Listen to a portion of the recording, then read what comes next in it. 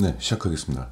최근에 이제 삼성전자나 SK 하이닉스 주가가 그쪽에 이제 수급이 그쪽으로 몰렸던 것들이 지금 다른 쪽으로 지금 가고 있는 것 같아요. 전반적으로. 그래서 내년에도 개별주 장세가 일어날 것 같다. 그래서 각자 도생이다. 뭐 그런 말까지 나오고 있는데, 어, 일반 개인 투자자로서는 좋은 소식이죠. 그만큼 어떤 선택의 폭이 넓어지는 거기 때문에. 근데 최근에 이제 상반기에 주가가 크게 올랐다가 지금 크게 조정을 받은 분야가 이제 음식료도 있지만은 화장품주 이쪽에 있습니다. 그래서 최근에 주가가 조정이 좀 많이 일어났고 그 이후에도 증권사들이 추천을 계속적으로 하고 있어요. 유망주다라고 해서. 그래서 그 각각의 이제 목표가를 좀 제시하고 앞으로의 전망, 실적 전망치도 발표를 하는데 그걸 고지고대로 믿으면 또 안 되는 거잖아요. 그래서 오늘 방송은 제가 종목을 추천한다기보다도 지금 뭐 돌아가는 상황이 지금 이렇다는 정도. 그리고 혹시 증권가가 목표가를 지나치게 과하게 잡은 거 아니냐. 그리고 실적 전망치도 너무 낙관적으로 잡은 게 아니냐. 이제 이런 부분에 있어서 우리가 조금 경계를 해야 될 부분은 경계를 해야 되고 아닌 부분이 또 있겠죠. 네, 매수의 기회로 삼을 부분도 있으니까 그런 부분을 한번 우리가 공유하는 시간을 오늘 이 자리에서 이제 갖도록 하겠습니다. 일단 제일 먼저 이런 종목들을 갖고 왔어요. 피부 관련된 거기 때문에 일단 우리가 뭐 쉽게 접할 수 있는 또 그쵸. 뭐 피부과 다니시는 분들도 클래시스는 다 알고 계시더라고요. 그리고 TNL도 이제 서서히 좀 알려지고 있고 뭐 이런 화장품 관련된 거 이거는 이제 실리콘토는 이제 화장품 유통기업입니다. 하나씩 보도록 하겠습니다. 일단 뭐부터 할까요? 네, 아이 패밀리 SC부터 하도록 하겠습니다. 주가 흐름부터 보겠습니다. 오늘은 빨리 끝낼게요. 50분 안에 끝내도록 하겠습니다. 여러분들 시간 많이 안 잡아먹게 끝내도록 하겠습니다.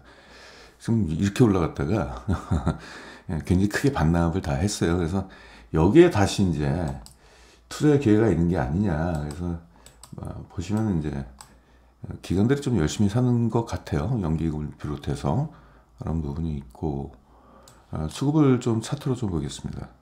이게 보시면은 네, 기관들이 다시 이제 매도를 했다가 다시 이제 매수를 하는 것 같고 외국인은 조금 빨간 색깔 이탈하는 것 같고 개인도 그렇습니다. 그래서 좀 실적 한번 다시 체크해 보도록 하겠습니다. 얘네는 자체 화장품을 생산하는 시설이 없습니다. 그래서 한국 콜마나 혹은 뭐 코스맥스로부터 원료를 구입해 가지고 OEM 방식으로 제품을 이제 생산을 하고 있습니다. 생산 시설 없이 이제 원료를 가져다가 공급한다는 얘기죠. 뭐 이런 쪽, 뭐 종합 화장품, 뭐 선크림도 있고, 뭐 색조부터 시작해서 네, 베이스도 있고, 뭐 그렇습니다.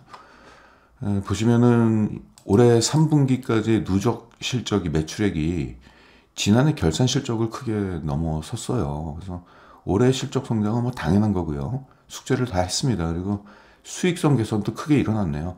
매출액이 좋아지니까 고정비 절감 효과 때문에 수익성 개선도 함께 일어난 걸로 좀 보여주고 있고요. 최근 이때까지 연평균 매출액이 무려 40%씩 올라갔습니다. 본격적으로 올라간 건 2023년도 이때부터죠. 코로나가 끝나고 특히 이제 색조 화장품들이 이제 마스크를 벗으면서 이때부터 이제 수요가 늘어나기 시작했고 코로나 때 못 만났던 친구들 다시 만나면서 아무래도 네, 얼굴에 좀 신경을 쓰는 것 같네요. 다른 데도 마찬가지겠죠. 자, 분기 실적을 좀 보도록 하겠습니다. 네, 지난해는 1, 2, 3, 4분기 이런 흐름을 보였다가 올해 이제 1분기, 2분기. 근데 매출액이 여기서 이제 둔화가 됐어요.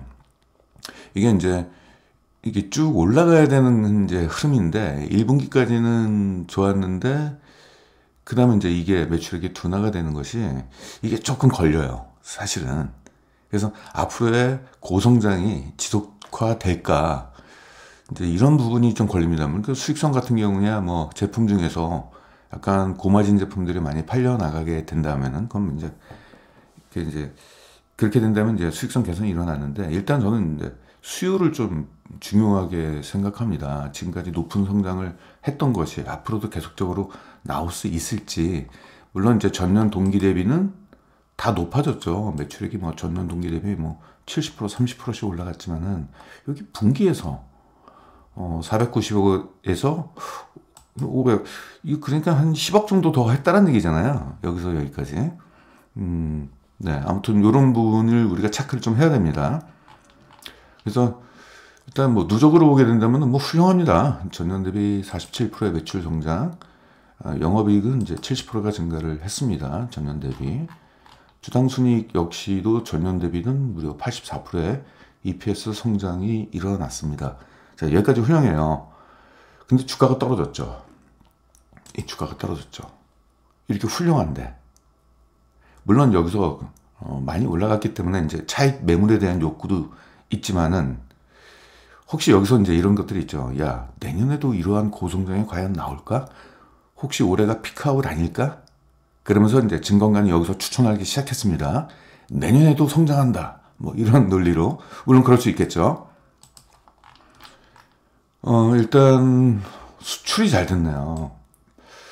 그러면은 증권가에서 얘기하는 것은 내수 시장에서는 어느 정도 한계가 있으니 수출 쪽에서의 성장률이 이렇게 높으니 다른 지역으로도 확대가 나타나지 않겠느냐. 그쵸. 이제 그런 논리가 좀 있습니다. 그 부분에 대해서는 저도 이제 동의를 좀 하는 편이고요. 언제부터 뭐 아이패밀리 리서치 SC가 뭐 전 세계적으로 뭐 화장품 공급을 뭐 다 해가지고 그런 건 아니잖아요. 지금부터 이제 시작하는 단계이기 때문에 좀 침투율이 좀 더 이제 증가하는 것은 가능하리라고 좀 보고는 있습니다. 그래서 이제 4분기 때는 이제 업계에서 전망치가 나왔는데, 전년 대비는 34%, 영업이익은 41%의 증가를 전망을 하고 있습니다. 4분기가 이제 성수기로 보고 있고, 일단은 3분기 대비 한 60억 정도는 더 올라갈 것 같다. 이제 그런 의견이 있습니다. 그래서 올해는 잠시만요. 데이터가 이게 입력이 잘못됐네요. 잠시만요.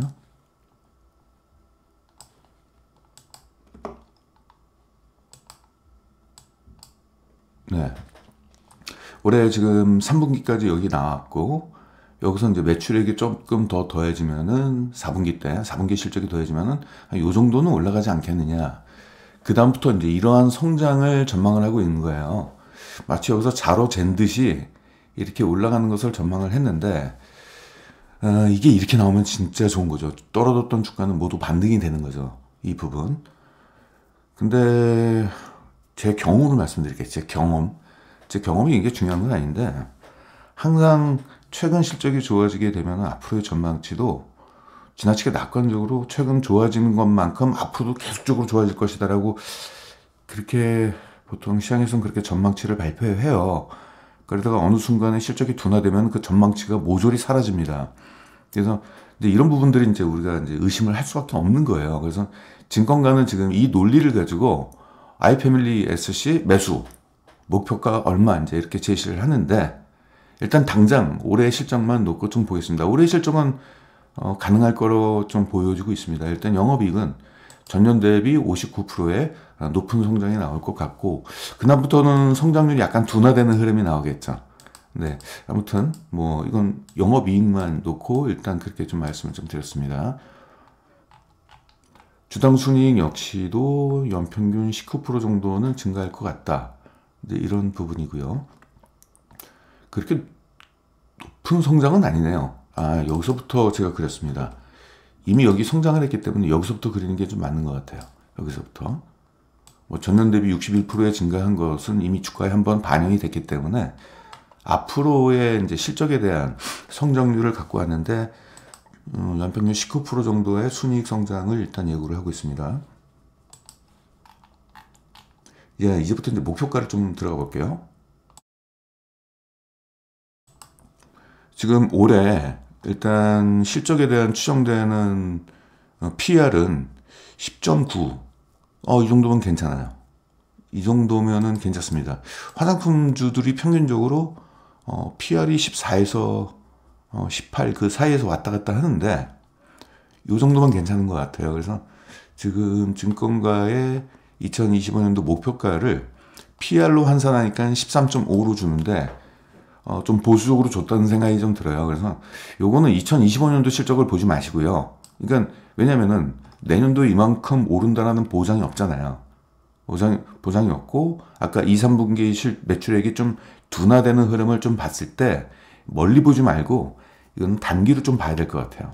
단기. 그래서 목표가를 지금 증권가에서 제시하는 것을 내년도 실적 성장에 따른 목표가 3만 원 정도 이상을 좀 주고 있는데 그러지 마시고 당장 올해 지금 2024년도 실적은 전망치대로 나올 겁니다. 왜냐면 3분기까지의 실적이 데이터가 이미 확정적으로 나왔기 때문에 거기다가 성수기인 4분기 실적은 한 어느 정도는 나올 것이다. 즉 이거죠. 다시 볼게요.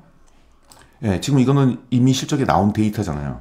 그리고 성수기 4분기 실적은 한 요 정도는 올라갈 것 같다라고 한다면 플러스 마이너스 좀 오차가 있다 하더라도 전년 대비 성장률은 최소한 뭐 20, 30% 이상은 올라갈 것 같으니 이 부분은 우리가 이제 인정하자는 얘기죠. PR 10.9 정도. 그랬을 때 지금 단기 목표가를 제시하는 게 맞을 것 같아요. 연간 목표가보다는 단기 목표가. 그래서 25,000원 정도를 일단 단기적으로 보고 접근하시기가 낫지 않겠느냐. 25,000원 정도면 한 요 정도가 되겠습니다. 그리고 지금 최근에 이제 수급 역시도 기관들이 매수를 좀 많이 한 걸로 봤을 때 아무래도 이 기업은 지금 실적 대비 약간 좀 저렴해요. 그래서 25,000원까지 내다보시고 접근하시고 그 다음에는 내년도 1분기 실적이 나오고 나서 그걸 가지고 평가하는 게 맞죠. 내년도 1분기에도 올해 1분기 실적 대비 크게 증가했다라고 한다면 이제 주가 상승이 더 크게 증가할 것 같은데 이게 이제 경계해야 될 게 올해 1분기가 실적이 너무 좋았어요. 이게 이러면 이제 내년도 1분기가 부담이에요. 그러니까 주가가 오르려면은 전년 대비 실적이 증가를 해야지, 실적이 상승을 해야지 주가가 또 상승할 거 아닙니까? 근데 1분기 때 너무 많이 잘 해놔가지고 올해 1분기는 내년도 곧 다가올 1분기는 이것이 조금 부담이 될 것 같아요. 성장보다는 역성장할 가능성도 배제할 수는 없다. 그래서 제가 이제 길게 보지 말라는 얘기입니다. 그래서 짧게 보고 그래서 요 25,000원 정도까지는 단기적으로 접근하시면 괜찮을 것 같고 그래도 뭐 단기에 24% 정도 요 정도 실적이니까 그렇게 좀 접근하시면 좀 좋을 것 같습니다. 뭐 재만정성은 좋으니까 일단 넘어가도록 할게요. 실적이 이렇게 좋은 종목들이 뭐 재만정성 같은 경우는 잠깐 제가 보겠습니다. 아유 훌륭합니다. 아주 훌륭합니다. 보시면은 네 뭐 유동 비율이 뭐 270%고 부채 비율이 뭐 39%밖에 안 되기 때문에 이것은 뭐 괜찮고요. 이제 실리콘트라는 참 특이한 종목이 있어요. 제가 이 종목을 왜 놓쳤는지 모르겠어요. 이거를 왜 제 레이더망에 이게 안 걸렸는지. 그때 당시 이제 유통이다 그러면은 이제 유통주였거든요. 그래서 유통 카테고리에 있으니까 요즘 소비자 경기는 안 좋은데 유통 쪽이 좋을 수가 없다라고 판단이 돼가지고 그냥 무시했던 것 같습니다. 근데 알고 보니까 이게 화장품 유통이었어요. 실리콘트는 이제 국내 K-뷰티 이 부분을 전 세계에다가 이제 유통시키는 건데, 네, 스타일 코리안 그래가지고 이제 우리나라 화장품을, 그렇죠. 화장품 브랜드가 인디 브랜드가 많잖아요. 근데 각각의 그 중소 화장품 업체들이 전 세계에다가 이걸 자기가 이제 자체적으로 이제 수출하기가 이게 녹록지 않지 않습니까? 그래서 사실상 어떻게 보면 이제 수출 대행이라고 보시면 되겠습니다. 그래서 어느 국가에 수출하면 그 언어를 보니까 뭐 네덜란드, 노르웨이어, 독일어, 러시아어 그러니까 뭐 전 세계 대상으로 해서 K-뷰티를 그쵸 유통시키는 어떤 그런 사업을 지금 하고 있습니다. 유통기업이기 때문에 리스크가 좀 덜하죠. 이게 뭐냐면은 공장 제조업 같은 경우는 공장 설비를 딱 깔아놨는데 거기서 생산되는 제품이 안 팔린다. 그러면 그 설비 뒤집어 엎어야 되잖아요. 근데 유통은 그게 아니죠. 안 팔려? 그러면 취급을 안 하면 되는 거잖아요. 그럼 어떤 제품이 잘 팔려? 그러면 그쪽에 취급고를 좀 올리면 되는 거고요. 그런 측면에서 유통기업이 좀 매력적이 있습니다.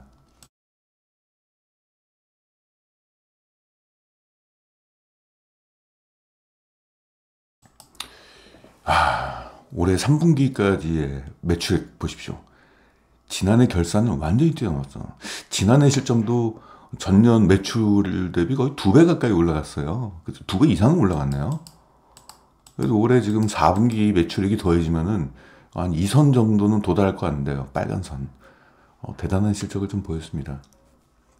K뷰티가 계속적으로 전 세계적으로 많이 확산되면은 아무래도 이제 실리콘2에 대해서도 실적에 대한 낙관적인 생각을 좀 가질 수 있을 것 같고, 업계에서는 실리콘2에 대해서는 굉장히 좀 긍정적인 신호를 좀 보이고 있어요. 근데 최근에 이제 아쉬웠던 거는 뭐 정치적으로 좀 그런 이슈가 돼가지고 K 브랜드가 좀 훼손되지 않았을까라는 좀 우려는 좀 있습니다.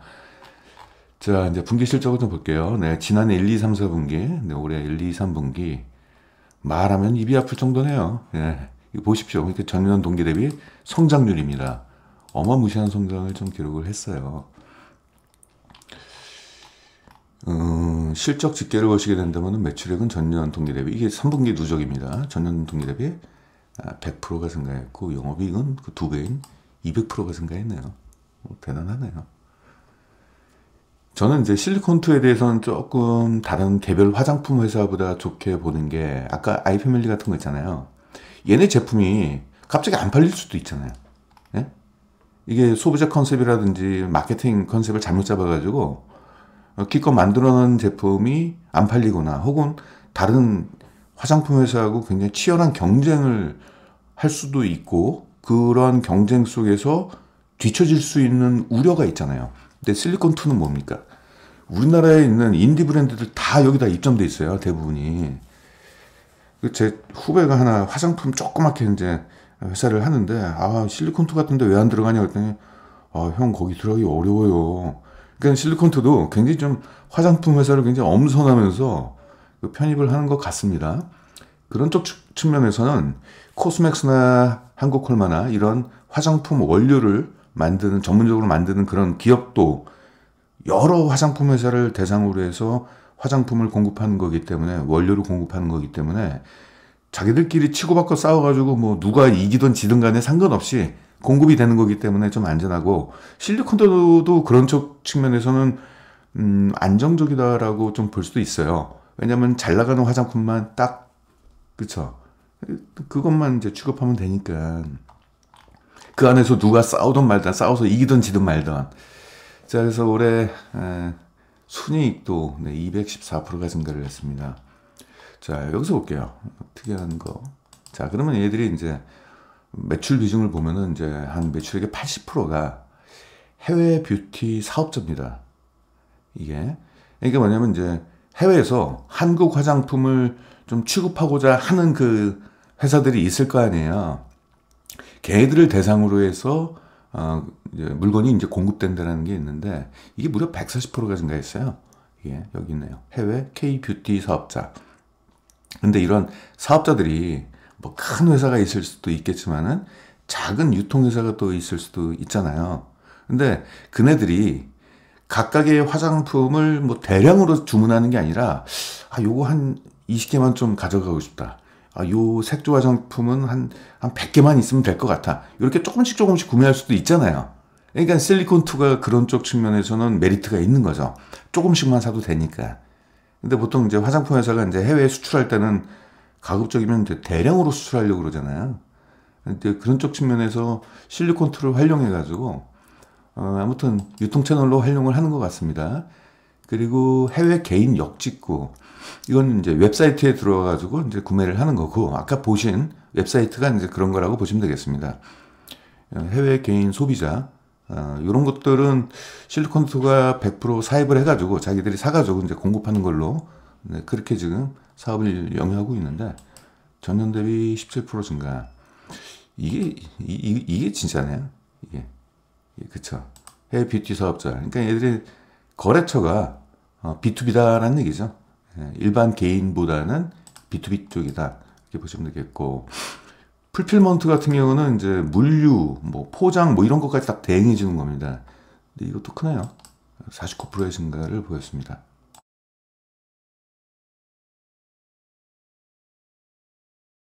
(4분기) 실적도 일단 전년 동기 대비 굉장히 높은 성장을 지속할 것이다.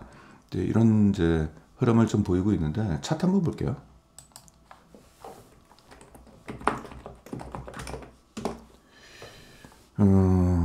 여기서 급등을 했죠. 급등해서 오버슈팅이 좀 나왔고, 그 다음에 주가가 여기서 좀 급락을 했습니다.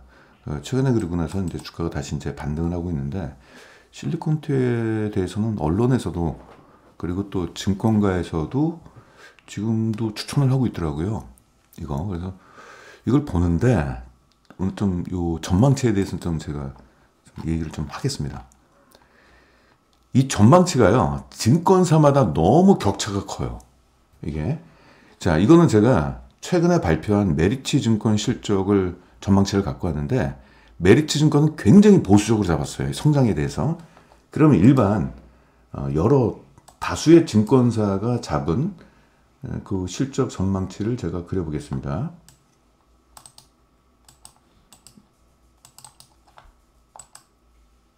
자, 아까 얼마예요? 연평균 성장률 46%였는데 컨센서스 다수 증권사들이 한 거는 53%의 더 높은 성장을 전망하고 있고요. 이 차이가 너무 커요. 그래서 여기서 보시면은 2026년도에 보면은 매출액이 1조 2천억 원이 나올 것이다라고 하는 거고, 제일 최근에 발표한 메리츠 증권은 아니다. 무슨 1조 2천억 원이냐. 20%를 깎아버린 1조 원을 지금 얘기를 하고 있습니다. 증권사마다 각자의 이제 전망하는 방법이 좀 다르기 때문에, 그래서 저는 약간 보수적으로 발표한 증권사를 좀 신뢰를 해요. 왜냐면은 증권사의 전망치 같은 경우가 이게 좋을 때는 굉장히 낙관적으로 발표했다가 안 좋으면 그 다음에 또 이제 부정적으로 하고, 그래서 약간의 좀 뭐라 그러나 좀 그래요. 상황에 따라서 너무 변조를 많이 해요, 애들이. 그래서 이쪽 메리츠 증권 쪽에서 한 거를 일단은 한번 기본으로 한번 가져가 보고, 왜냐면 실적 전망치는 보수적으로 해가지고 손해볼 게 전혀 없습니다. 자, 그리고 연간 실적치도 지금 메리츠 증권 쪽을 제가 갖고 왔는데, 그럼 다른 증권사는 어떻게 전망을 했느냐, 그거 좀 갖고 올게요. 이렇게 전망을 했어요. 32%. 아까 메리츠는 25%. 그런 거 볼게요. 여기서 비교한 거 볼게요. 자, 올해 실적에 대해서는 뭐 큰 변화는 없어요. 차이가. 2026년도 보면은 차이가 10% 이상 차이가 나네요. 차이가 이게 다수 증권사가 한 거고, 요건 메리츠 증권. 그래서 저는 이거를 보수적으로 잡겠습니다. 메리츠 증권 쪽을 의견을 따르겠습니다. 왜냐면은 영원히 고성장하는 기업은 없습니다. 이게 사실은. 그래서 약간의 좀 보수적인 목표치를 제시한 쪽을 따르고, 그럼에도 불구하고 우리가 얻을 수 있는 수익이 최소한 얼마인지를 좀 보고. 근데 메리츠보다 실적을 까보니까 실적이 더 좋게 나오면 그건 뭐 나쁠 거 없잖아요. 근데 문제는 실적이 굉장히 좋을 줄 알고 대응했다가 그 실적이 안 나와버리면은 이거는 이제 조금 문제가 좀 있는 거죠. 자, 그래서 그 메리츠 증권 쪽에서 보수적으로 잡은 목표치를 가지고 해봤더니 이제 이러한 게 나오더라고요. 그렇게 높지는 않아요. 그러니까 이게 지금 고민이란 얘기죠. 증권가에서도. 일반 개인들도, 저도 그래요. 어떤 의견을 따라야 될지, 메리츠 증권을 따랐다가는 기회비용을 날릴 것 같고, 그렇다고 다른 증권사들의 낙관적인 실적을 따르자느니, 이거 괜히 투자했다가 그런 게 아닌가. 목표 PR 16을 주는 것은, 뭐 일반적인 거기 때문에 괜찮아요. 화장품의 평균 목표 PR이라고 봐도 될 것 같고, 지금 오늘 또 주가가 올라가지고, 이렇게 되네요. 그리고 만약에 메리츠 증권의 얘기가 맞다면은 최근에 증권가에서 실리콘투 자꾸 떠드는 게 개인들 꼬시려고 그러는 게 아닌가 생각이 좀 드는데, 일단 수급을 좀 보겠습니다. 수급으로 봐서는 지금 기관 쪽에서 굉장히 적극적으로 순매수를 하고 있는 모습이 좀 보이고 있어요. 그래서 이 종목도 단기적으로 한번 접근하는 게 어떻겠느냐. 그러면은 아까 증권사, 일반 증권사들이 제시한 그 부분을 한번 가지고 목표가를 다시 한번 계산해 보겠습니다. 지금 이 정도라고 한다면 뭐 투자할 가치가 없는 거예요. 이 정도라고 한다면은. 증권사가 제시한 것은 이렇게 됩니다. 결국 이제 2025년도 이 실적이 문제야. 이게 진짜 이렇게 일어날 것이냐 말 것이냐. 그래서 여기서 살지 말지가 판단이 좀 돼야 되는데, 저라면은 좀 내년도 1분기 실적 보고 접근할 것 같아요. 지금 당장 들어가기에는 조금 어려운 것 같습니다. 네, 오늘 방송은 종목을 추천하는 게 아니라 시장의 의견이 지금 이러고 있고, 여기서 우리가 뉴스 같은 거 보고 그냥 막연하게 증권사의 의견만 따라서 성급하게 매수할 필요는 좀 없지 않느냐. 그래서 그런 의견을 좀 제시합니다. 아무튼 너무 극명하게 갈리니까 저는 이제 어떤 게 더 좋을지에 대해서는 좀 모르겠습니다만은, 일단 지금 당장 올해 2024년도 실적에 대해서는 특별히 얻을 수 있는 이득이 별로 없는 거고, 결국 이거 내년으로 가야 되는 거거든요. 이건 내년도 중반 목표가인데, 그렇게 된다면 실리콘투 같은 경우는 좀 보수적으로 접근해가지고 내년도 1분기 실적이 생각만큼 높게 나온다라고 한다면은 이러한 실적 성장에 따른 목표가도 일단은 괜찮게 또 이렇게 볼 수도 있겠죠. 아무튼 아까 다시 보겠습니다. 자, 34%냐? 그러면 이제 내년도 34%의 수익을 얻기 위해서 투자하실 분들은 한 요 정도 목표가, 그러면 이 정도로 보시면 될 것 같아요. 그러면 저희가 이제 한 4만 원 정도, 여기까지는 가지 않겠느냐? 이 정도까지는. 4만 원? 3만 5천 원. 3만 5천 원 정도? 4만에서 3만 5천 원 정도. 이것도 중장기적으로 접근할 필요는 없는 것 같고, 단기적으로 그냥 트레이닝 관점에서 좀 접근하는 게 좀 맞지 않겠느냐 싶습니다. 이게. 왜냐면 어느 정도는 침투가 됐을 거 아니에요.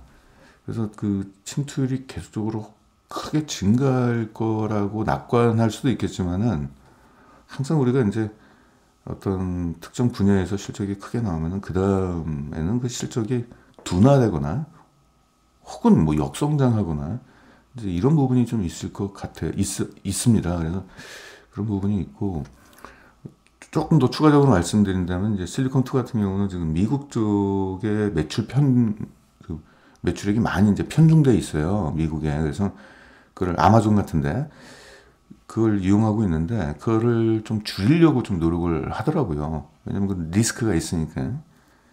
그리고 미국 쪽에서 그동안 잘 나갔던 우리나라 K-뷰티가 최근에 좀 둔화되거나 역성장하거나 그런 경우가 좀 있습니다. 그래서 약간 경계의 대상이 되는 게 좀 있어요. 그 잉글 우드랩이 좀 놀랐어요. 잉글 우드랩이 이때 실적이 폭발한 게 미국 쪽 때문에 그랬거든요. 근데 갑자기 가다가 실적이 완전히 무너져 버렸습니다. 그래서 또 주가 다 떨어졌잖아요. 올라갔던 주가가. 그래서 미국에서 우리나라 화장품 많이 사네 그래가지고 좋아했다가 이렇게 올라갔는데 그 다음에 안 사주는 거예요. 그 이유가 어떤 문제는 잘 모르겠습니다만은, 그래서 최근에 화장품 주가 미국 쪽에서는 피크아웃 뭐 이런 얘기가 좀 나오고 있어서, 아무튼 실리콘투도 이제 그 부분에 대해서는 경계를 좀 하는 것 같아요. 미국에 대한 매출 비중을 좀 조정을 하고 있습니다. 수익성 관점에서 접근을 하고 있더라고요. 다른 종목 얘기하겠습니다. 어저께 뉴스를 보니까 어떤 이제 증권가에서 제시했던 이제 의견이 나왔는데, TNL을 언급하더라고요. TNL하고 이제 클래시스를 언급을 하는데, TNL 좀 보겠습니다. TNL은 잘 모르시는 분들이 있어가지고 좀 설명을 조금 해야 될 것 같습니다. 이건 아니고요. 마이티 패치.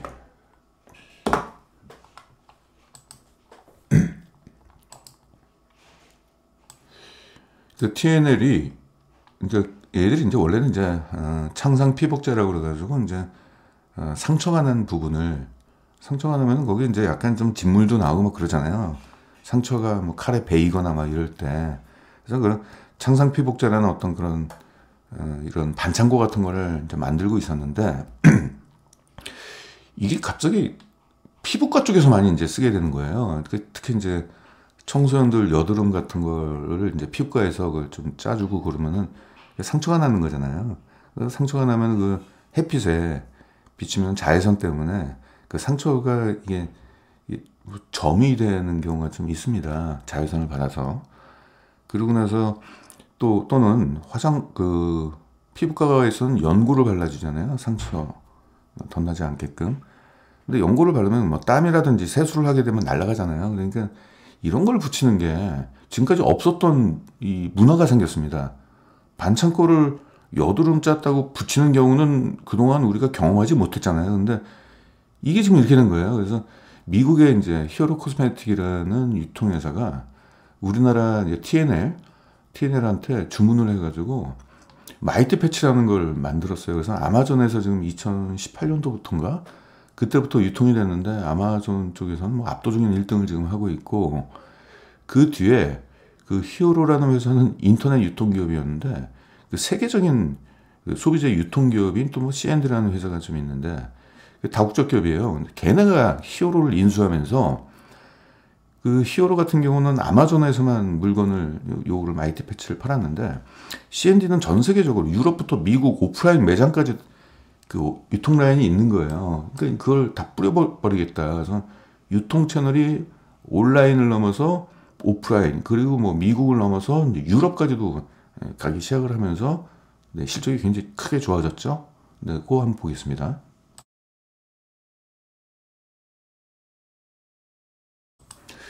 (2021년도에는) 주문량이 증가하니까 네, 생산 능력도 높았고요. 최근에는 이제 마이크로 니들 패치라고 그래가지고 요거도 이제 패치에 약간 죄송합니다. 패치에 약간 그 뭐라고 바늘이 있는 거예요. 바늘이 있어가지고 얇은 바늘. 그래서 어떤 약물이 피부의 어떤 각질층을 뚫고 그 진피층 쪽에 곧바로 약물이 전달이 잘 되게끔 하는 거. 그리고 이거를 조금 의약품용으로도 이제 쓰려고 한다라고 합니다. 그래서 그쪽으로 좀 이제 개발을 하고 있어요. 그러니까 주사를 넣지 않고, 주사 같은 게 고통이잖아요. 그러니까 그리고 주사는 또 약물이 갑자기 확 침투가 되는 거잖아요. 그래서 이제 그런 것들 때문에 부작용이 일어날 수도 있고 그런 건데, 마이크로 니들 패치를 통해서 팔에 붙이거나 그러면은 금연 패치 같은 거 있잖아요. 뭐 그것처럼 팔에 붙이게 된다면은 약물이 조금씩 전달이 돼가지고 아무튼 그런 쪽에서 효과를 보는 쪽으로 그 관련된 해외에 있는 그 제약회사하고 뭐 협업을 좀 하고 있는 상황입니다. 그래서 앞으로의 성장성이 이게 부가가치가 높기 때문에 이게 좀 이제 기대가 되는 부분이고, 넘어가 보겠습니다. 올해 3분기까지는 매출액이 지난해 결산 실적을 이미 넘어섰고 실적 호조세를 보이고 있습니다. 영업이익률 보세요. 반창고 만드는데 영업이익률이 30%가 넘습니다. 반창고가. 그리고 앞으로도 이러한 성장을 보일 것이다. 왜냐면 지금 전 세계적으로 여드름을 짜고 나서 거기다가 뭘 밴드를 붙인다는 것이 지금까지 그런 문화는 없기 때문에 이 문화가 미국에서 시작이 돼가지고 지금 유럽으로 전 세계적으로 아마 확장이 될 것이다. 이제 그렇게 이제 전망을 하고 있습니다만은 이게 저는 조금 마음에 걸리는 게 하나 있어요. 이 두 가지 중에서 하나인데, 하나는 이게 진입장벽이 낮아요. 이건 아무나 만들 수 있는 거거든요. 이게 우리나라에서도 그 반창고 만드는 회사들이 좀 다수 있습니다. 다른 나라도 마찬가지일 거고요. 반창고가 없는 나라가 어디 있어요. 걔들 같은 경우는 곧바로 그 원료 같은 거 사가지고 만드는데 그게 어렵지가 않거든요. 그래서 TNL 고객사의 마이티 패치 같은 경우는 브랜드를 굉장히 강조합니다. 이 브랜드. 그러니까 우리가 옛날에 반창고 뭐 붙이면은 만약에 팔에 상처가 났다 그러면 야 반창고 갖고 와, 이게 아니라 데일밴드 갖고 와 이러잖아요.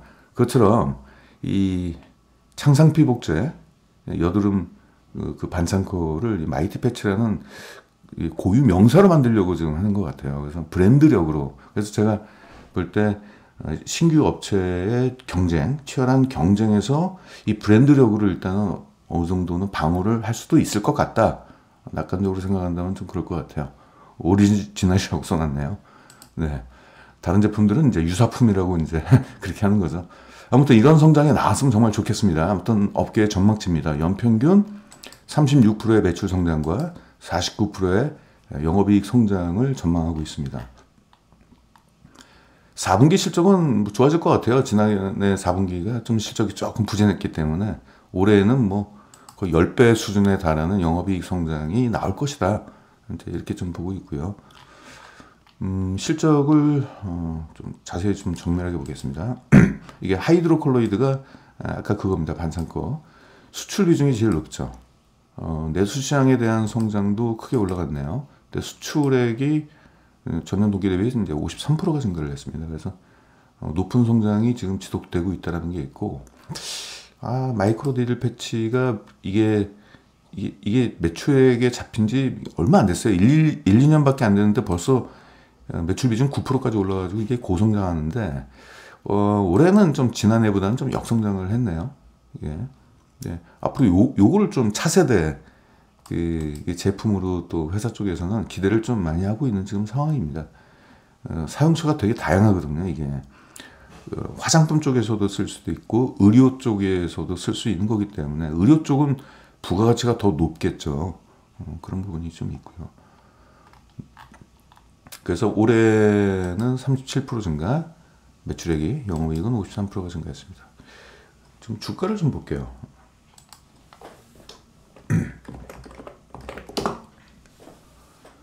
그 조정폭은 크지는 않았어요. 보통 이제 한번 이렇게 나오고 이렇게 나왔다가 이게 올라갔던 이유는 그 C&D 쪽에서 주문을 엄청 많이 해가지고 그래서 수주 잔고를 보면 좀 되는데 수주 잔고를 좀 보겠습니다. 자 볼게요. 이게 이제 분기별이에요. 분기별로 제가 한 땀 한 땀 이제 수주 잔고를 좀 갖고 왔습니다. 얘네들은 다음 분기에 필요한 그러니까 3개월 전에 주문을 해요. 그래서 지금 그래서 이게 갑자기 여기서 수주 잔고가 확 올라가면은 이게 2024년도 2분기 실적에 반영이 되는 거거든요. 그래서 1분기에 수주가 올라가면은 그 다음 분기에 실적으로 반영이 돼요. 왜냐면은 3개월 단위로 선주문이 들어오기 때문에 그런 건데 지금 이 수주 잔고가 좀 떨어지고 있어요, 이게. 물론 이때 많이 주문을 했기 때문에 거기에 비해서는 좀 떨어질 수도 있겠지만은 그러면 이제 분기 실적이 전년 대비 조금 감소한다는 얘기거든요. 그럼 매출액이 그럼 감소한다는 의미가 될 수도 있는데 4분기 이 매출액이 이렇게 지금 감소하고 있죠. 그리고 2분기 때는 확 올라갔잖아요. 1분기 때 수주가 확 올라갔기 때문에 그러고 이 떨어지는 것도 수주 잔고가 감소하기 때문인데 다시 볼게요. 그렇죠. 자, 2분기 때 실적이 확 올라갔는데 자, 1분기 때 수주 잔고가 많이 올라가기 때문에 2분기 실적부터 좋아졌죠. 그리고 이렇게 떨어지니까 4분기 때까지도 계속적으로 이러한 매출 하향세가 나올 것 같다. 그런 거. 이렇게 나올 것 같다. 그래서 이 부분에 대한 것은 논리적으로 전망치가 맞다라고 저는 보고 있어요. 매출액에 대해서도.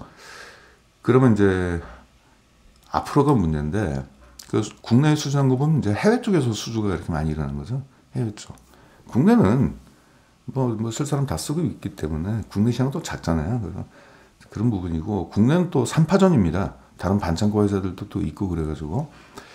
근데 어떤 논리가 지금 있냐면은 이건 가정 상비약이라는 말 있잖아요. 가정에 보면 우리 집에 반창고는 다 있지 않나요? 그렇죠? 그리고 뭐 상처 덧나지 않게끔 뭐 기본적인 뭐 약들도 뭐 있고 뭐 소화제도 뭐 그럴 수도 있잖아요. 그래서 지금 어떤 논리를 피냐면은 지금 전 세계 가정에 이러한 그 상처용 반창고가 침투가 된 게 침투율이 10%도 안 된다. 이게 앞으로 침투율이 더 높아질 것이다라는 논리로 실적 성장세가 계속적으로 이어질 걸로 보여요. 심지어는 저희 집에도 있습니다. 저희 집에 여드름이 있는 사람이 없는데 다른 용도로 뭐 여드름이 날 수도 있고 뭐 약간의 좀 상처가 날 수도 있는데 그게 지금 TNL 제품이 있더라고요. 집에 저희 이제 식구가 그걸 사왔더라고요. 그래서 야 이걸 어떻게 알고 샀어? 그랬더니 이런 거 나 알고 있었는데 다 약국 가면 다 있는데 이러더라고요. 이미 알고 있다는 식으로. 근데 해외는 몰라요, 지금 그걸. 특히 이제 미국에서는 아마존에는 좀 많이 이제 깔려 있는데 오프라인 매장이 많이 아직 안 깔려 있어요. 특히 유럽은 아직 시작도 안 했습니다. 유럽. 그래서 유럽 쪽에서의 이게 침투가 되려면은 사람들이 이걸 인지를 해야 되거든요. 그 인지하는 데까지 걸리는 게 미국이 2년 걸렸어요. 2년. 왜냐면 2018년도에 아마존에 올려놨는데 본격적으로 실적이 나온 거는 2020년도부터 얘들이 실적이 나왔어요. 미국 실적이. 그렇게 본다면은 유럽은 2년은 안 걸릴 것 같아요. 이미 알려져 있기 때문에 어느 정도 소문이 났기 때문에. 그래서 뭐 회사 쪽에서 뭐라 그러면 전파되는 데까지 인식되는 데까지 2년까지는 안 걸릴 것 같습니다. 그래서 한 1년 6개월이나 빠르면 1년 정도 될 것 같다. 그래서 지난해부터 유럽에 일단은 이걸 깔아놨어요. 깔아놨기 때문에 유럽에 대한 본격적인 실적은 내년부터 나올 수도 있다. 그런데 저는 이제 요게 좀 올라가는 모습이 좀 나와야지, 야, 안심하고 투자하자, 이제 이런 말이 좀 나오겠죠. 왜냐면은, 지난해 실적이 이게 부담이에요. 지난해 1분기는 괜찮아요. 1분기. 그래서 내년도 1분기는 실적 무조건 좋아집니다. 이게 아직 침투율이 높지가 않기 때문에 이때까지는 좀 이게 키 높이가 좀 낮잖아요. 그래서 TNL의 내년도 1분기 매출과 영업이익은 올해보다는 높을 거예요. 근데 이제 문제는 이제 이거죠, 이거. 그래서 이제 중장기로 가기보다는 요 종목은 내년도 1분기 실적 나오는 발표됐을 때 5월달 그 정도까지만 들고 가면 될 것 같아요. 내년도 5월달까지만 들고 가고 그 다음에 그 1분기 실적에 나오면 수주 잔고가 나올 거예요. 그거 보고 접근하시면 될 것 같아요. 사업 보고서에 수주 잔고가 나와 있으니까 그거 체크하시면 될 것 같습니다. 그래서 이 종목은 단기적으로 접근했을 때 지금 조정을 받았으니까 네, 뭐 최소한 내년도 1분기까지는 주가가 좀 양호한 반등세가 나올 수도 있다. 누가 봐도 뭐 내년도 1분기까지는 실적이 좋아질 거니까. 근데 이제 2분기부터 실적이 좋아질지는 내년도 1분기 분기 보고서에 나와 있는 수주 잔고를 보고 대응하면 될 것 같다. 이런 판단을 좀 하게 됩니다. 합리적인 판단을 하게 된다면 그렇다는 얘기죠. 수급을 보겠습니다. 수급은 약간 좀 왔다 갔다 하네요. 네, 특별히 뭐 집중적으로 매수하는 데는 없고 간헐적으로 매수했다가 매도했다가 좀 그런 부분은 있습니다. 이런 부분 참조하시고, 그럼 이제 증권가의 전망치는 이제 이렇게 나와 있는데 이걸 신뢰를 안 한다는 얘기죠. 이건 또 자기들이 그거 어떻게 알아요? 이렇게 나올 수 있을지 없을지. 근데 그 논리를 가지고 얘기하는 거죠. 가정 상비약으로 침투율이 아직 높지가 않기 때문에, 그리고 유럽에 이제 본격적으로 실적이 나올 거기 때문에 지금보다는 수주 잔고는 증가할 것 같다. 그 논리에 대해서는 저도 동의를 합니다. 동의를 합니다만은 이렇게 높은 성장이 계속적으로 나올 수 있을지에 대해서는 좀 의문이에요. 굉장히 높잖아요, 지금. 과거 대비 너무 높잖아요, 이게. 그래서 아무튼 그런 목표가를 좀 보수적으로 잡으면 되겠죠. 보니까 2024년도만 놓고 볼게요. 그러면은 지금 주가가 얼마죠? 63,000원.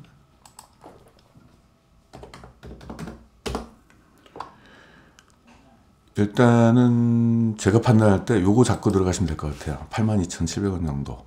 이건 내년도 중반기이기 때문에 내년도 1분기 실적 발표하는 게 5월달이거든요. 5월달 정도 되면은 요 정도? 30% 정도?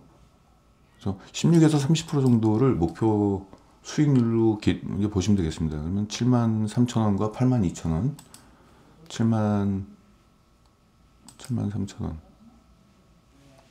이게 전고점이네요. 전고점으로 그냥 목표가로 좀 잡고 들어가시면 될 것 같아요.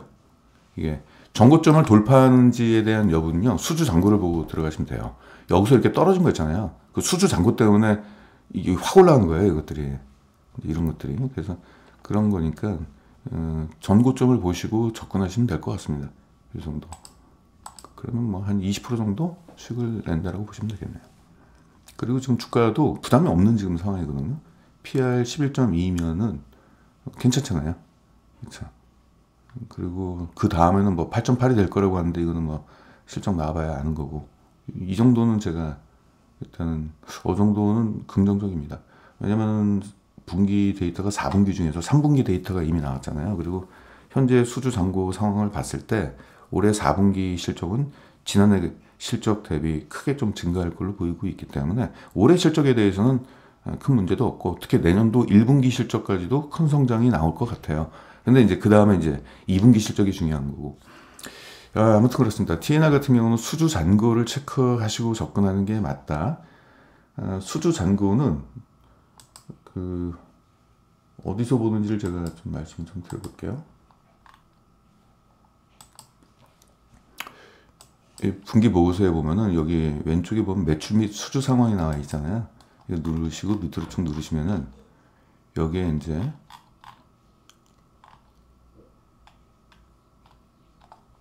수주 잔고는 다음과 같습니다. 그래서 국내 수주 잔고인데, 국내 거는 뭐 볼 필요도 없고, 이거 해외 쪽, 해외 쪽 이게 수주 잔고. 수주 잔고라는 것은 주문이 그만큼 들어왔는데 아직 매출로 반영이 안 된 거거든요.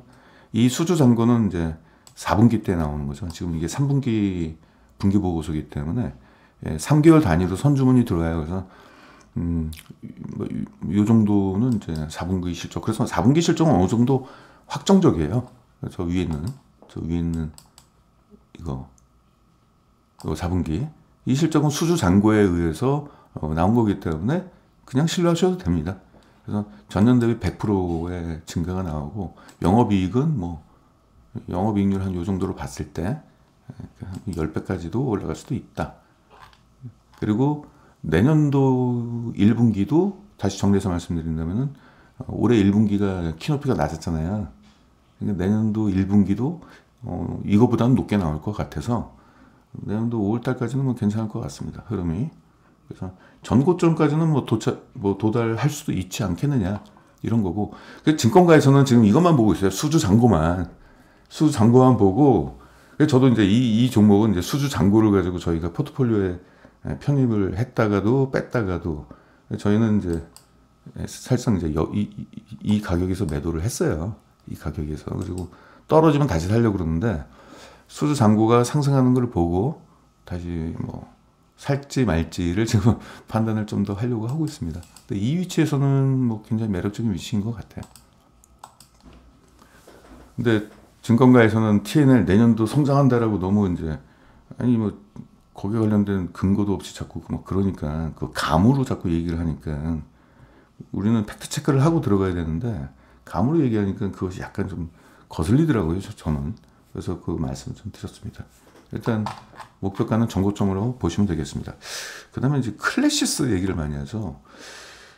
참 증권가 애들이 좀 제가 좀 미운 게, 주가 올라가기 전에, 실적이 좋아가지고 주가 올라가기 전에, 즉 저평가 됐을 때는 입 꼭 다물고 있다가 주가가 다 올라가가지고 기관들이 차익 매물을 던질 때쯤 돼가지고 리포트를 막 발행하고 뉴스 나오고 개인들은 거기에 또 꼬드기고. 클래시스 보겠습니다. 좀 뭐 이런 상황이에요. 많이 올라갔죠. 그래서 제 친구가 이제 피부과에 의사가 있는데, 제가 클래시스에 대해서 물어봤더니, 이게 클래시스가 뭐냐면은 이제 고주파 치료기예요. 그래서 초음파 뭐 이런 걸 가지고 슈링크 뭐 이런 것들이 있대요. 슈링크, 울피 뭐 이런 장비가 있는데, 장비 가격이 되게 저렴해요, 얘네는. 그래서 제 친구한테 물어보니까, 기억도 안 난다, 그거 싸 이러더라고요. 대신 얘네가 진짜가 뭐냐면은 장비가 중요한 게 아니라 소모품이 뭐냐면, 우리가 내시경 검사한다, 내시경이 아니라 그 배에 복부 뭐 초음파 검사한다고 한다면은 그 배에다가 뭐 이렇게 투명한 끈적끈적한 걸 막 바르잖아요. 그리고 나서 초음파 기기를 배에다가 막 문지르잖아요. 그쵸?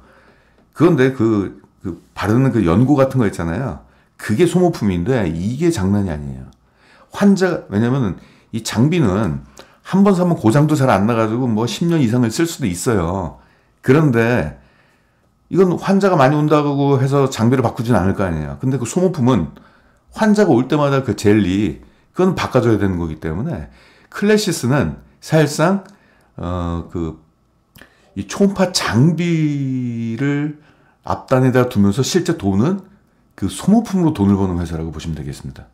이건 굉장히 안정적인 모델이에요.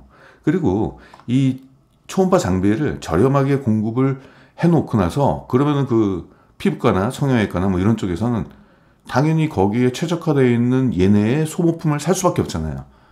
그 논리입니다. 마치 그거예요. 옛날에 제가 고등학교 다닐 때 어떤 압구정동에 이렇게 가고 있는데 예쁜 언니들이 와가지고 야, 너 이거 이제 면도해야 할 때 됐어. 그러면서 면도기를 주더라고요. 질레트 면도기를 공짜로. 그래서 와, 이거 너무 좋다.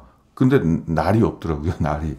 그래서 이 날을 어디서 사지? 그래서 문방구에 갔어요. 그때 편의점이 없었던 시절이잖아요. 그래서 동네 문방구에 갔더니 그게 날이 딱 있더라고요. 그때 제가 낚였다 이런 생각이 들어요. 질레트는 면도기를 팔다가 면도 날을 파는 회사로 완전히 돌아섰죠. 그러니까 결국은 면도기를 파는 척하면서 결국 뒤에서는 면도날로 돈을 버는 회사. 그렇죠. 바늘보다는 실을 판매하는 게 더 낫다라는 것처럼 똑같아요. 그래서 클래시스가 이제 그래서 이런 쪽을 봐야 돼요. 우리가 이제 장비 업체를 볼 때는 장비 말고 장비는 이제 교체 주기가 굉장히 길잖아요. 10년까지 쓸 수도 있잖아요.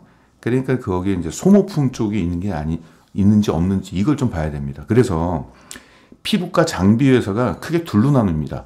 고주파냐, 레이저냐. 근데 레이저 주가가 안 오르잖아요. 레이저는 소모품이 없어요. 레이저로 그냥 쏘는 거기 때문에. 그래서 레이저 교체 주기는 길잖아요. 그래서 클래시스 같은 경우는 뭐 레이저 치료기 뭐 이런 것들도 뭐 한다라고 합니다만 사실상 이게 더 크죠. 자,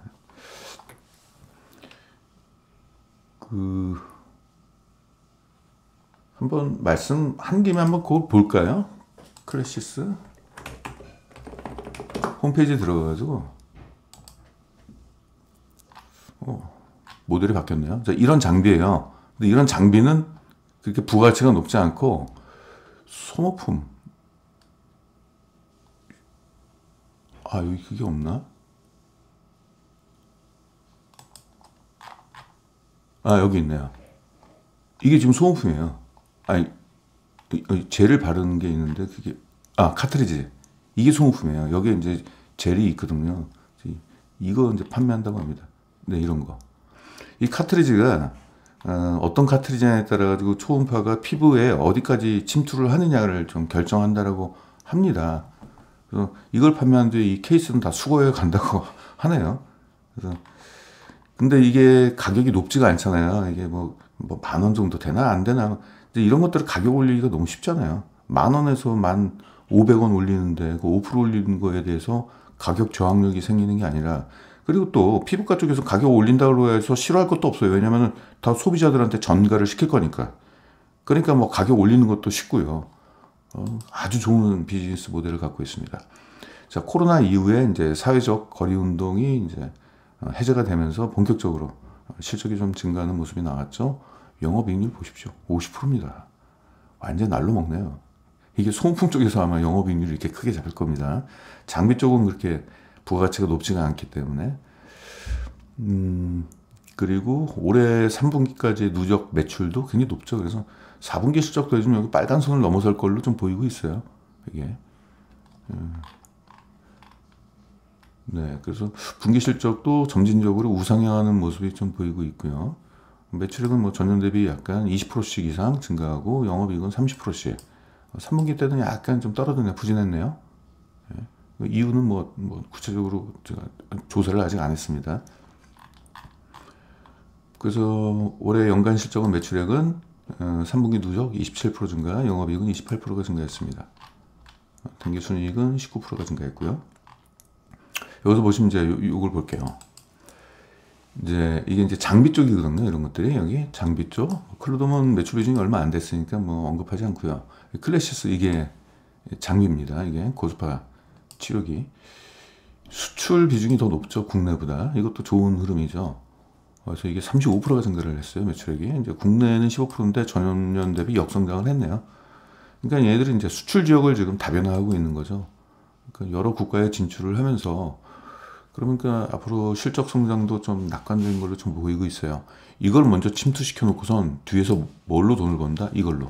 소모품. 소모품 매출 비중이 이제 27%밖에 안 되는데, 자, 이 클래시스 장비에 대한 매출 성장이 높았잖아요. 매출 성장이 높으면 그 다음에 후속적으로 소모품의 실적 성장이 더해지는 겁니다. 먼저 장비부터 팔고 나서 그 다음에 이제 소모품이 나가니까. 그리고 처음에 장비를 팔 때 소모품을 조금 이제 이벤트성으로 좀 줘요. 좀 많이 줍니다. 그래서 처음엔 한번 써봐라 그래가지고 뭐 카트리지 같은 거 소모품을 한 뭐 100개 정도 좀 주겠죠. 예, 주고 나서 다 쓰고 나면은 그 다음에 이제 낚이는 거죠. 얘네들한테 소모품을 계속적으로 주문해가지고 써야 되는 거기 때문에. 그래서 장비 쪽에서의 매출 성장이 나온다. 그러면 그 다음에는 이제 소모품 쪽에서 실적 성장이 이제 앞으로 더 이제 이어진다라고 보시면 되겠습니다. 굉장히 좋은 모델을 갖고 있어요. 이렇게 했습니다. 이게 있고, 그리고 또 하나 있다면 요즘 뭐 가정용 초음파 뭐 치료기 있잖아요. 집에서 셀프로 하는 거. 그거 좀 조사를 해봤는데, 경기가 안 좋고 그러니까 이제 사람들이 피부과에 가는 비용을 좀 절감하려고 집에서 하려고 하는 건데, 가격이 그렇게 싸지도 않을 것뿐만 아니라 효과가 별로 없어요, 그게. 왜냐면은 이 초음파 강도가 너무 약해요. 이제 그래가지고 그 하나만 하다라는 얘기가 좀 있기는 합니다. 다른 사람 얘기니까 제가 이제 전달을 해드리는 거예요. 그럼 저는 이렇게 생각해요. 강도가 약하면 여러 번 하면 될 거 아니야. 이런 생각도 좀 드는데 뭐 누구 말이 맞는지는 모르겠습니다. 아무튼 네, 실적 매출이 계속적으로 이렇게 우상향할 걸로 이렇게 업계는 보이고 있습니다. 일단 장비를 샀기 때문에 카트리지는 계속 사야 될 거 아니에요. 그러니까 카트리지 실적은 안정적으로 나오니까. 그래서 제가 생각할 때는 제가 한때 이랬어요. 제 회원분들한테나 이런 분들한테 제2의 클래시스 같은 종목을 잡아야 된다. 이게 하나를 장비를 침투시켜 놓고선 그 다음부터 딴 걸로 돈을 버는. 그래서 예전에 그 워렌 버핏도 질레트를 보유하면서 남자의 턱에 수염이 자라나지 않을 때까지 질레트는 계속적으로 팔릴 것이다. 면도 날이었죠. 또 비슷한 예로 예전에 미싱기 있었잖아요. 미싱 재봉틀이 회사가 브라더 미싱이 있죠. 전 세계 가정에 브라더 미싱이 없는 집이 없을 정도였잖아요. 저희 집에도 있었습니다. 어렸을 때. 저 기억나요? 브라더 미싱이 왜 망했습니까? 브라더 미싱은 고장이 안 나요. 그 너무 튼튼해가지고. 그래서 어떤 여자가 결혼을 하면은 딸을 낳잖아요. 그 딸이 시집 갈 때 그걸 물려줘요. 100년을 쓸 수 있어요. 그러니까 망했어요. 왜냐면 전 세계 가정에다 브라더 미싱이 다 들어갔는데 외계인들한테 팔지 않는 이상, 우주로 진출하지 않은 이상 더 이상 매출 성장이 일어날 수가 없잖아요. 그러니까 망했어요.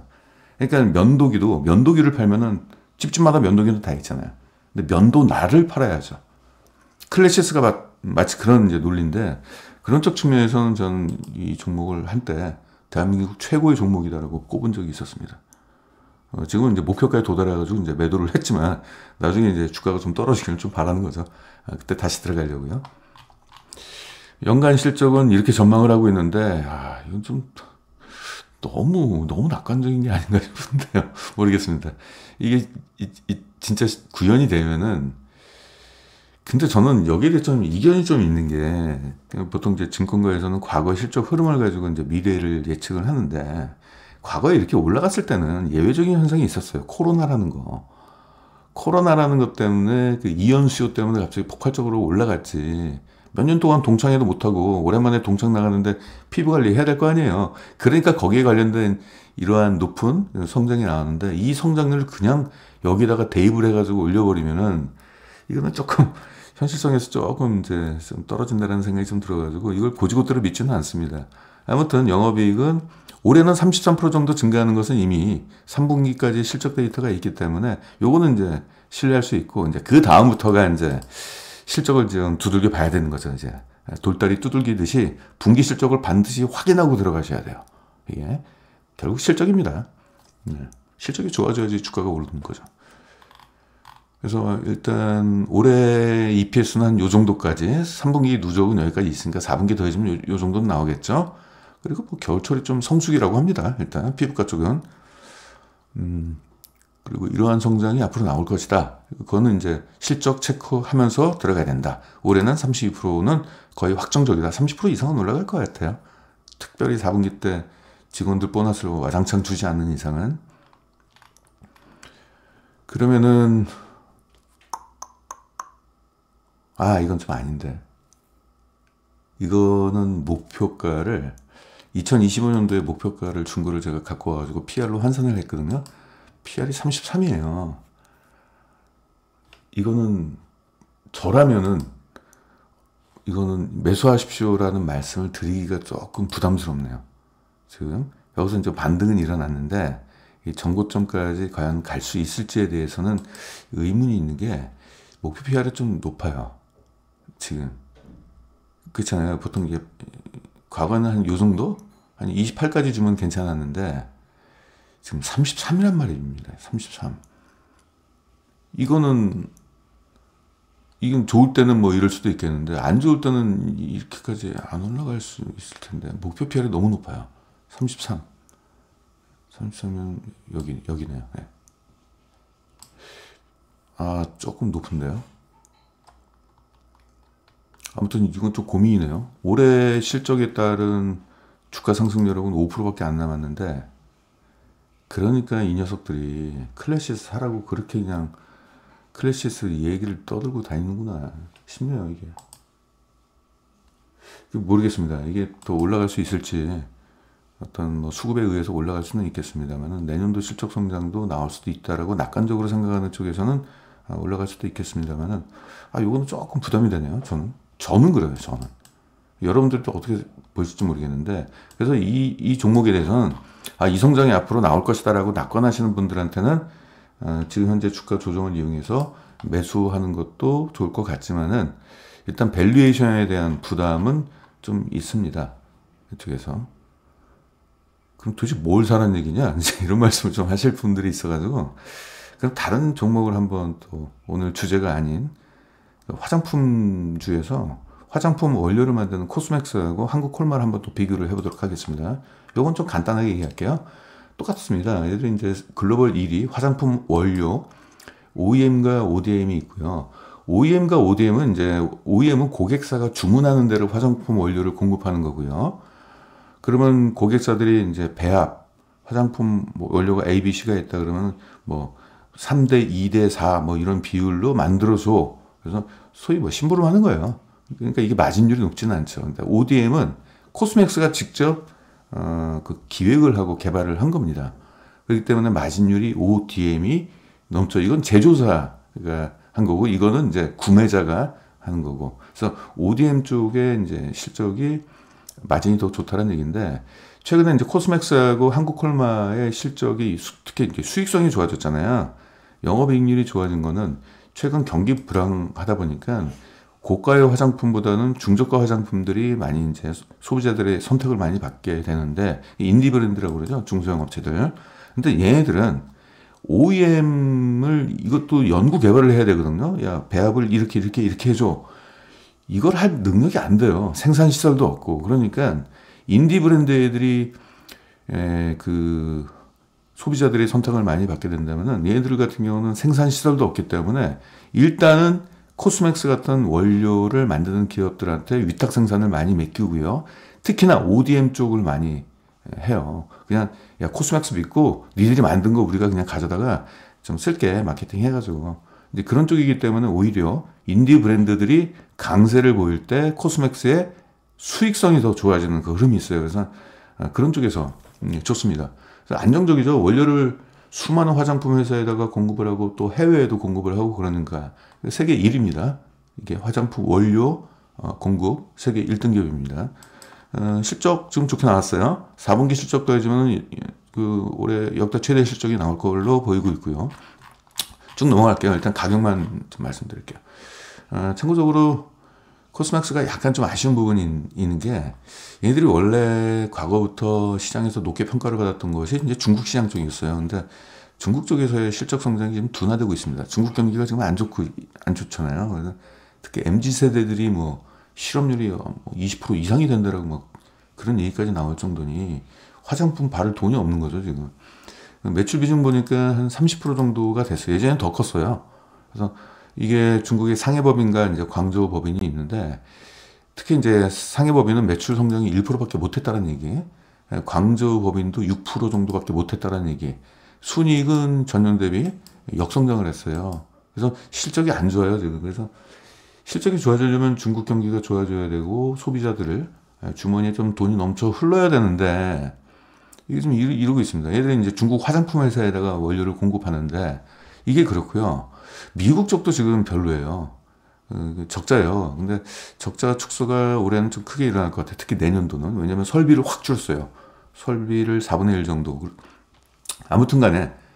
그래서 그 미국 쪽 실적은 좀 개선, 순이익, 이익 쪽에서는 개선세가 일어나겠는데, 가장 중요한 이제 중국 시장 쪽이 둔화되니까 그게 좀 아쉽고, 다만 그 인도네시아나 뭐 태국 쪽, 이쪽은 매출 성장이 좀 커요. 근데 매출 비중이 낮잖아요. 그러니까 이제 향후의 성장성에 대해서는 조금 의문이 있는데, 국내 쪽이 좀 괜찮아요. 이거는 국내 내수 용도가 아니라 해외 수출용이죠. 이게.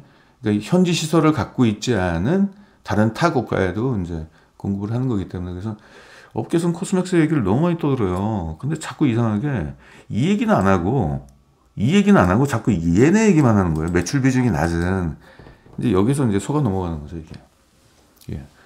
진짜 자기의 아킬레스건은 얘기 안 하고 별 뭐 그러거나 말거나 매출 비중 5%밖에 안 되는 게 24% 매출 성장했다고 그래가지고 그게 그렇게 호들갑 떨 일이냐. 그래서 약간 좀 반신반의한 어떤 그런 부분이 좀 없잖아 있습니다.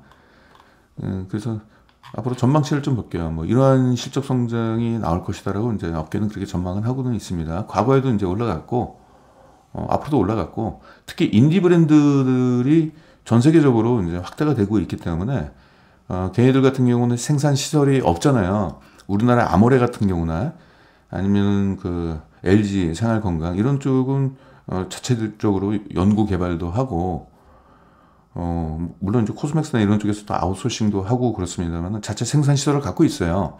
근데 생산 시설이 없는 인디 브랜드들 같은 경우는 현재 높은 금리 이런 쪽에서의 어떤 부담 때문에 주머니가 얇아졌겠죠. 그러면 이제 당분간은 인디 브랜드 쪽이 강세를 보일 거예요. 그러면 이제 코스맥스도 실적 수혜는 나올 걸로 좀 보이고 있습니다.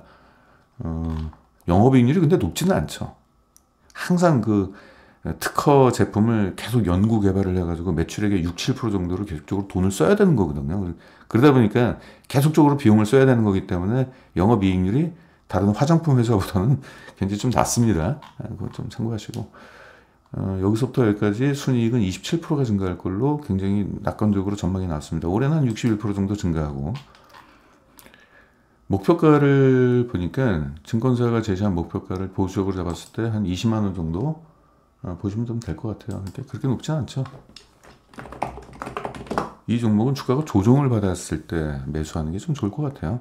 여기서 박스권에 좀 갇혀 있는 것 같은데 가다가 떨어지면 사는 게 나을 것 같아요. 전 세계 1위고 화장품을 자기들이 브랜드를 만들어 가지고 직접 판매하면은 경쟁사하고 싸우다가 뭐 밀릴 수도 있잖아요. 근데 얘들은 이제 원료를 공급하는 거기 때문에 비교적 안정적이죠.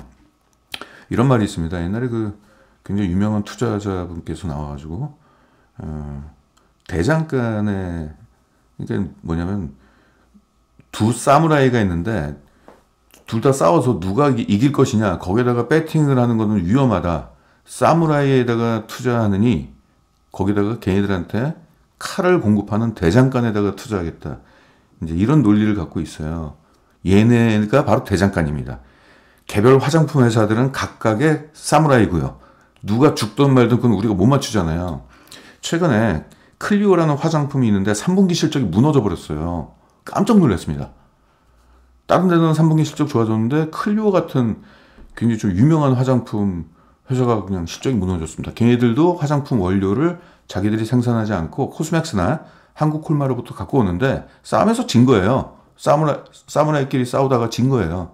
근데 그랬거나 어쨌거나 얘들은 화장품을 뒤에서 대장간처럼 칼을 공급하는 기업이기 때문에 이런 기업들은 좀 안정적이에요. 그래서 화장품을 살 때는 개별 화장품 회사를 사는 것은 리스크가 있으니 원료를 공급하는 화장품을 선택하시는 것이 조금 안정적인 선택이 될 수 있을 것 같고, 지금 주가는 뭐 먹을 게 크게 없으니 언젠가는 가다가 주가 조정이 일어나겠죠. 그때 매수하시는 게 좀 좋을 것 같다.